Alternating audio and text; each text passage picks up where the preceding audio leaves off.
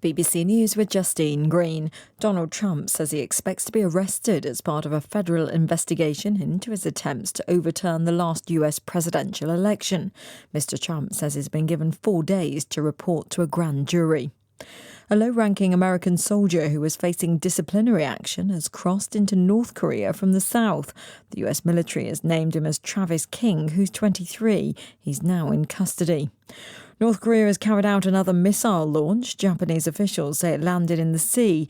The launch coincides with a visit to South Korea by a US submarine armed with nuclear weapons. South Africa's President Cyril Ramaphosa says Russia would regard the arrest of Vladimir Putin as a declaration of war. Mr. Putin has been invited to a summit in Johannesburg next month, but is the target of an international criminal court arrest warrant. The former president of Panama, Ricardo Martinelli, has been sentenced to more than a decade in jail for money laundering. He was also ordered to pay a fine of nearly $20 million. Mr. Martinelli's lawyers said he would appeal against the ruling. Israeli police have arrested at least 45 people during another day of protests against the government's planned judicial reforms. The authorities fired water cannon to disperse thousands of demonstrators in Tel Aviv.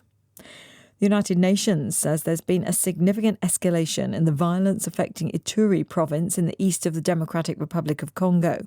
The UN says at least 40 civilians died in attacks by armed groups last week. They happened close to the city of Bunia. For the first time in more than 5 months, the Ethiopian authorities are allowing people to access social media sites, including Facebook, Telegram, TikTok and YouTube. They were banned in February when tension rose between the government and the Ethiopian Orthodox Church, leading to deadly clashes. BBC News.